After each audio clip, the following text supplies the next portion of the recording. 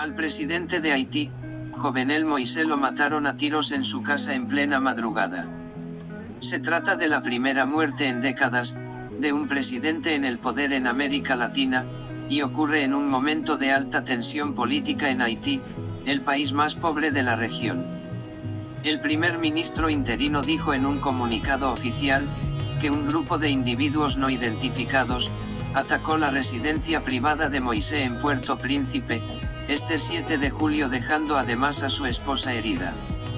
En este vídeo te contamos quién era Jovenel Moïse y qué pasó durante su turbulento mandato. Información sin límite. Moïse, de 53 años, llegó a la presidencia de Haití en febrero de 2017, y era la primera vez que ocupaba un cargo público. Ganó las elecciones como representante del partido de centro-derecha, Tetkeil, tras un proceso electoral convulso, que para empezar se tuvo que celebrar dos veces, en octubre de 2015 y luego en noviembre de 2016. Finalmente Moïse fue proclamado presidente luego de repetir las elecciones, y tras semanas de incertidumbre, denuncias de incertidumbre, denuncias de fraude, y protestas. Antes de llegar al poder, Moïse era un empresario proveniente del distrito rural de Trou du Nord, en el departamento nordeste de Haití, dedicado al sector bananero, la energía eólica y solar y otros emprendimientos en el sector de la agricultura. Antes de ser candidato a la presidencia por el partido Tetkeil, Moïse también llegó a ser secretario general de la Cámara de Comercio e Industria de Haití. Con estas credenciales de éxito empresarial y su origen rural, Moïse se presentó, y ganó él en las elecciones. Pero el mandato de Moïse fue turbulento. Enfrentaba acusaciones de corrupción y fue desafiado por oleadas de protestas antigubernamentales, muchas veces violentas. Haití ya era un país con una severa depresión económica cuando Moïse llegó al poder en 2017, con el 60% de su población en la pobreza y el 24% en situación de pobreza extrema.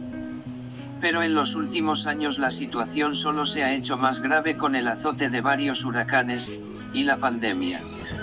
Esto en un país golpeado por la pobreza, la desigualdad, el crimen y una gran inestabilidad política. Como reflejo un dato, ha tenido 20 gobiernos en 35 años. La última de esas crisis había empezado unos meses antes del asesinato de Moïse. Varias protestas sacudieron a la capital Puerto Príncipe y a otras ciudades, donde muchos pedían la dimisión del mandatario. Esta vez el motivo era un desacuerdo respecto a la fecha en la que debía terminar su mandato. Su mandato terminaba en 2022, 5 años después de que asumiera el poder en 2017. Pero para otro sector, el de la oposición, Moïse tendría que haber dejado el cargo un año antes, en febrero de 2021. El ataque que acabó con su vida se produjo a solo 2 meses de las elecciones presidenciales, convocadas para el 26 de septiembre. Unos comicios en los que Moïse no podía ser candidato. El presidente había impulsado un referéndum para una polémica reforma constitucional que finalmente fue suspendido. En enero de 2020, el presidente disolvió el Parlamento y desde entonces sus críticos le lo acusaban de acaparar poder y de gobernar Haití por decreto. Algo que le reclamaban gran parte de la oposición y numerosas organizaciones civiles. Para esto hay que sumar que fue muy cuestionado por la fuerte represión a las protestas en su contra. Pero ya en febrero de 2021, al calor de las protestas contra el presidente asesinado, Moïse había denunciado un intento de golpe de Estado, y de magnicidio, asegurando que había una gran conspiración en su contra para eliminarlo físicamente.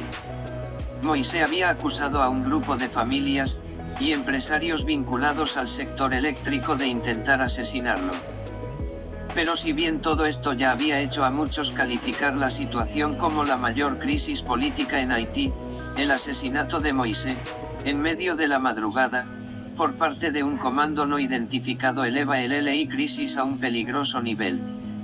Además de un hecho inédito, este magnicidio siembra un oscuro precedente para la ya golpeada democracia haitiana.